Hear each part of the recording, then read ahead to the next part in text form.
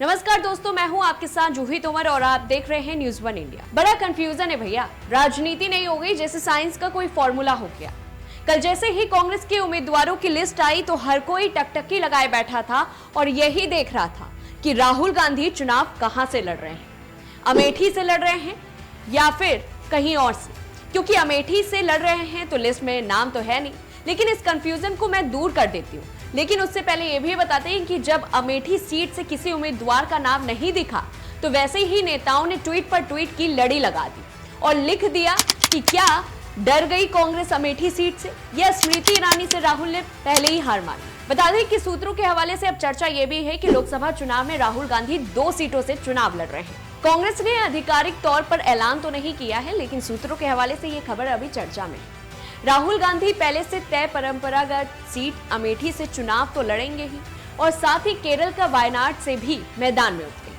कांग्रेस का दावा है कि दक्षिण भारत में कांग्रेस की पकड़ को मजबूत करने के लिए राहुल गांधी ने यह फैसला लिया।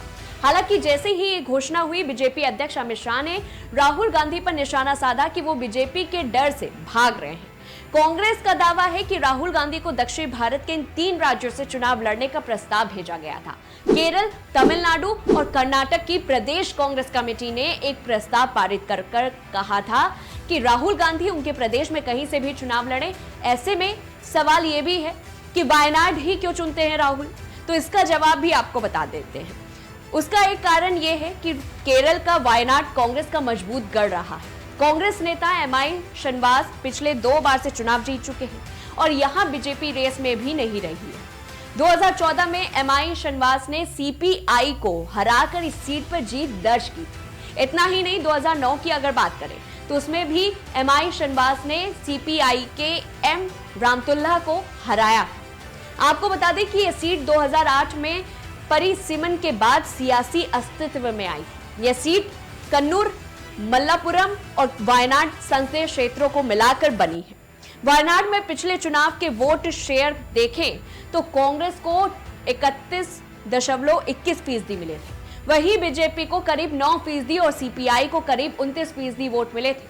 वोट शेयर में भी कांग्रेस की चिंता बीजेपी से कम और सीपीआई से ज्यादा है। सीपीआई कड़ा मुकाबला दे सकती है, लेकिन कुछ समय से केरल में वाम सरकार से भी लोगों का मोह जो है भंग होता दिख रहा है। कांग्रेस के सूत्रों के मुताबिक इस सीट को चुनने के पीछे का एक कारण पार्टी की भीतरी कला को खत्म करना था। केरल कांग्रेस के 2 बड़े नेता रमेश चेन्नीथला और ओमन चांडी के बीच वायनाड सीट को लेकर मतभेद था। तय नहीं हो पा रहा था कि वायनाड सीट से कौन उम्मीदवार हो। अब राहुल गांधी को मैदान में उतारकर इसका हल निकाला गया है, लेकिन कांग्रेस के वरिष्ठ नेताओं का यह भी मानना है कि केरल में चुनाव लड़ने के पीछे एक और संदेश छुपा है। कांग्रेस कोशिश कर रही है कि वो अपना वर्चस्व पूरे देश में स्थापित करे और मुकाबला सिर्फ बीजेपी के साथ नहीं बल्कि हर उस पार्टी के खिलाफ है जो कांग्रेस का विरोध कर रही है। सवाल तो देखिए ये भी है कि आखिर कांग्रेस की इस बार की लिस्ट में अमेठी से एक भी विधायक तक का नाम नहीं। आखिर ऐसा क्यों? क्या बीजेपी से डर गए? तो आपको बता दें कि साल 2014 में राहुल गांधी अमेठी से लगातार तीसरी बार सांसद बने थे। उन्होंने अपने प्रतिद्वंदी बीजेपी की उम्मीदवार स्मृति ईरानी को 1,07,000 मतों से हराया था, जबकि 2009 में कांग्रेस अध्यक्ष की जीत का अंतर 3,50,000 से भी ज्यादा रहा था। उसके बाद से बीजेपी ने उत्तर प्रदेश में बाकायदा अपना प्रभाव काम किया और उसका नतीजा 2 साल पहले उत्तर प्रदेश के विधानसभा चुनाव में दिखा। बीजेपी ने उत्तर प्रदेश में 404 विधानसभा सीटों में से 312 पर कब्जा किया। आलम यह था कि अमेठी लोकसभा सीट के तहत 5 विधानसभा सीटें आती।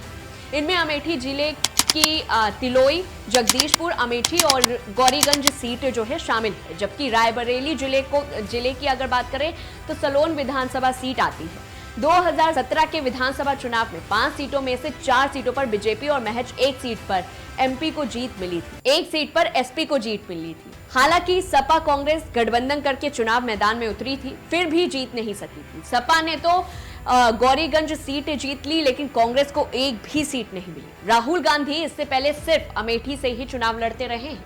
राहुल गांधी लगातार 3 बार से उत्तर प्रदेश के अमेठी लोकसभा क्षेत्र से सांसद हैं, लेकिन ऐसी खबरें हैं कि अमेठी से स्मृति ईरानी राहुल गांधी को टक्कर दे रही हैं और इसके अलावा मेनका गांधी के सुल्तानपुर से चुनाव लड़ने के बाद से अमेठी में भी उसका असर पड़ सकता है।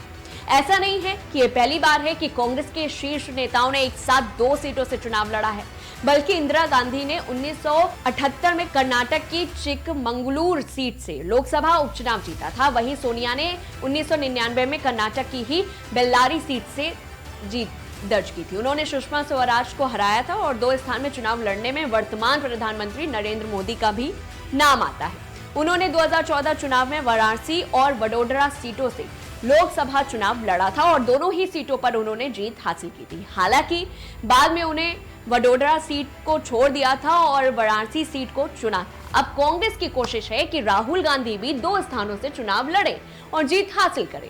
अमेठी में राहुल गांधी की टक्कर सीधे तौर पर देखा जाए तो भाजपा की केंद्रीय मंत्री स्मृति ईरानी से होगी। वहीं वायनाड में कांग्रेस नीत यूनाइटेड डेमोक्रेटिक फ्रंट का सामना लेफ्ट डेमोक्रेटिक फ्रंट से है। अब इन दोनों सीटों पर राहुल गांधी जीतेंगे और कौन सी सीट रखेंगे ये तो समय बताएगा। हालांकि कयास ये भी लगाए जा रहे हैं कि राहुल भविष्य में अमेठी वाली सीट अपनी बहन प्रियंका गांधी को दे सकते हैं। इस पूरी खबर को लेकर के आपकी क्या कुछ राय है, हमें कमेंट बॉक्स में जरूर बताएं और ऐसी तमाम बड़ी खबरों से जुड़े रहने के लिए देखते रहिए न्यूज़ 1 इंडिया।